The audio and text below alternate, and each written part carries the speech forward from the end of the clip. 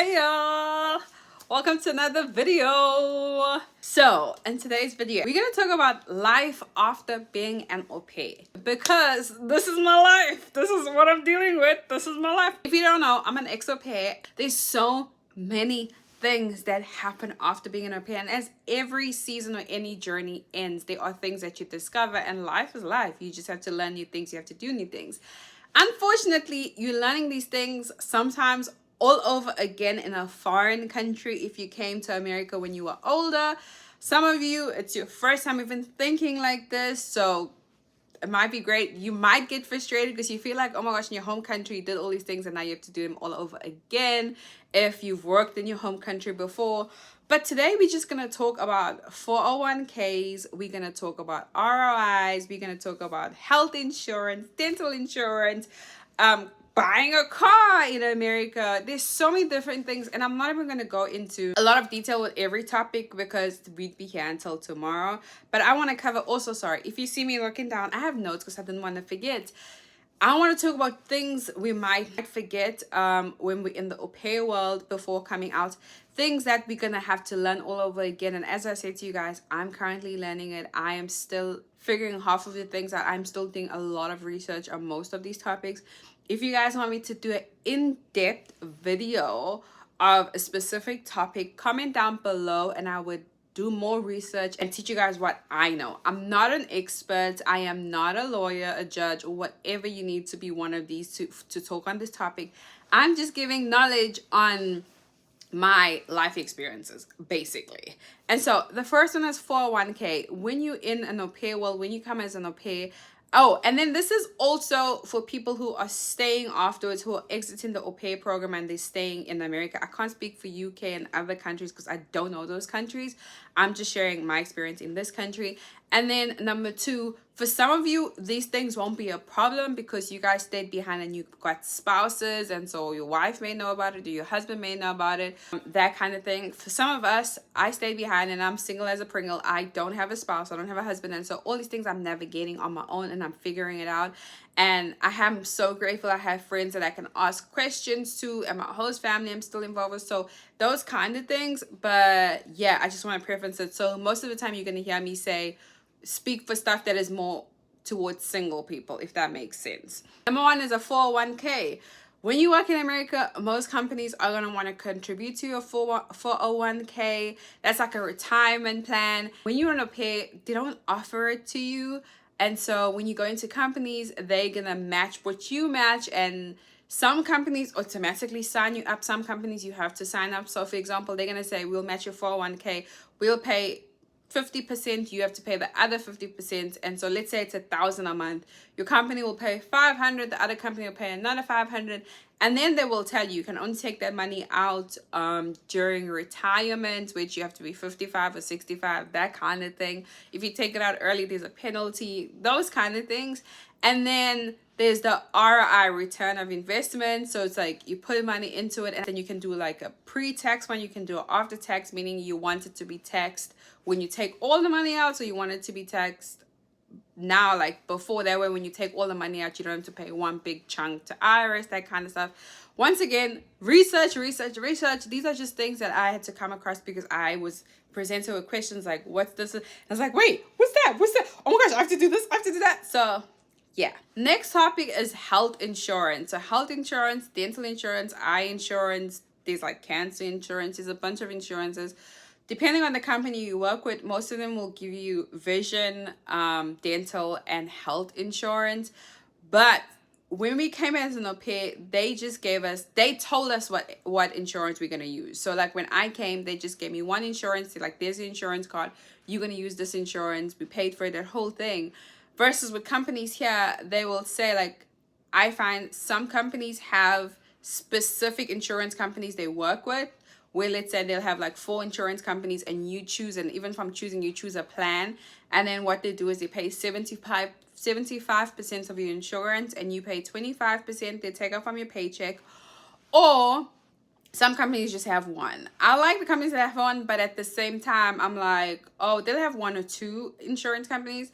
I like that, but at the same time, I don't like it because you might be in a company where they have 2 terrible insurances. So there's also that. And then like other companies, they'll have a mixture, or they'll have like 4 insurance companies, and you have to choose from them, and you have to do research. And once again, depending on what you choose, some will make you pay, will take a lot from your paycheck. But when you go to the doctor, you will have a low deductible. Others will take less from your paycheck, but when you go to the doctor, you will have a high deductible. So depending on you, once again, do more research. And I would say I'm not someone who gets sick often. I can count on one hand how many times I've been to the hospital, to the doctor in my entire life. But it's good to have insurance. If you're studying, are you going to buy private insurance? Are you not going to buy insurance? There's so much around it. The next one is immigration. Be prepared to present your immigration authorization card, like paperwork, having to go back and forth, having to prove this, having to show that you're here legally. And boarding for a job might look different to a normal citizen, or to your spouse, or to your friend. You might have to prove a lot of paperwork. That's normally going to want to see your travel documents, your travel history. Some companies go as far as wanting birth certificates from the whole country, or a passport picture. Not a passport picture, a copy of your passport. Some of them are more chill. Some of them are more experienced with immigrants. So they just ask for your work authorization card and your driver's license. Be prepared for all those. The next topic is taxes. We as au pairs have to pay taxes. And if you didn't know this, I have a video showing au pairs how I paid my taxes when I was an au pair. This was a few years ago, so you might have to do more research for an updated one. But taxes, we have to pay taxes. They will deduct taxes from your paycheck. And then at the end of the tax year, you have to still file taxes. And then moving out. Prepping for moving out. When I moved out, it was smooth, but it was so much, there were so many things I didn't think about, that I thought, oh, I'm just packing up a room, it's just my au pair room. You accumulate so much junk during your year as an au pair. And so when moving out, I had to make sure I had a deposit down for my apartment. When you move out as an au pair, you don't have any furniture. That's one thing you also don't realize. You're not taking your bed with, you're not taking the closet with. Depending on where you're moving, type of apartment and that whole thing, they want you to have Wi-Fi or cable. So you need to get that sorted up and signed up. You need to sign up to an electricity bill company where you're going to pay for your electricity, for your gas. You need to sign up for water. There's some places they offer trash, some places they don't, meaning like a trash valet where you pay for trash per month. There's like sewers fees. There's so many little nitty things that you have to pay that might be different in your home country, or maybe your parents paid for all those things because you grew up in your parents' house and you didn't have to pay for it. The sun is going down. And then buying a car. Are you going to buy a car cash? Are you going to buy a car on payments? Is it going to be leased? Is it building a credit score? Those are things that you're going to have to do if you want to buy a car leased. Like if you're somebody who wants to get credit, you would have to start with the bottom low, and you would have to look at credit card companies that take people who don't have credit at your age. And so there's like so many things. I always say I feel like I'm only learning this country now, because there's so many things I constantly have to do, and it's life, you have to do it.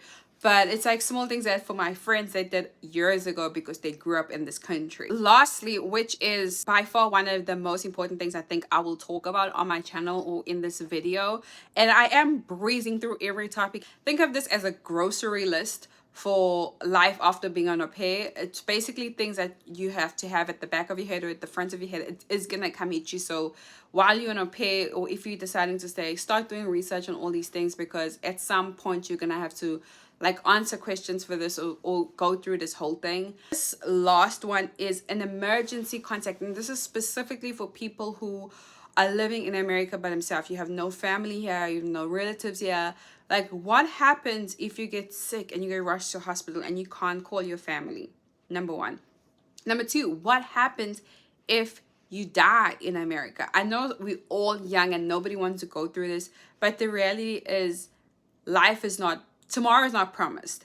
And so you need to have a plan for your family, or a plan for if I don't do this. You need to have someone in this country, and hopefully you have friends. And for example, I have friends who I'm like, if I had to be rushed to hospital right now, my host mom can call my mom. I have friends who can call my cousin, and I've told him what to say. I've told him who not to call because they're gonna panic in my family. I've told him who to call. If I die, I have like an emergency book, and I've told my friends and I've, like my host family, I need to remind them, because when I lived with them, I told them where they can find that book. It has emergency contacts. It basically has a message of what they should do, like what they should do with my bank accounts, what they should with my American bank accounts, what they should do with my body. Because I'm like, God forbid anything happens to me today, and I pray nothing happens to me, but God forbid I want to be buried in South Africa, and I need to provide that money to get my body shipped to South Africa, and I need these things and who they need to contact for my family. And I'm also like looking at, okay, are there insurance companies that I can pay insurance for if anything happens, like they can ship my body, like are they, because I haven't, that part I haven't started. And I'm gonna also research like what's the protocol, what's it like, certain companies. So if it ever happens, whether I'm still single or I'm married to whoever, they have a few options of companies to call and be like, okay, we're going to use this company, okay, we're going to use that company, or she's under this insurance and it comes with shipping a body to a foreign country, that kind of thing. And it sounds scary to think about it, but I do live in a foreign country, and I do not want to leave my family. Already they would have to deal with me dying in a foreign country, and now the fear and the stress of trying to get my body to South Africa. I would love to answer as much as possible as I could while I'm still alive. And so that's like the small things I can think of. If there's anything else, and this video is, I'm sorry, but if there's anything else, I will try and make another video, or I'll answer it in the comment section. If you're an ex au pair and you're living in America, whether it's 1, 2, 3, 4, however many years, and you've encountered things where you're like, man, I didn't have to do this in South Africa, or wow, I didn't think I would have to do this in South Africa, and you feel like it would help somebody, put it in the comment section. Put it in the comment section, and let's help one another. Anyway, the sun is setting and it's making my video dull. So I hope you guys have a fabulous day. I love you guys, and do not forget to like, comment, and subscribe. Bye, y'all.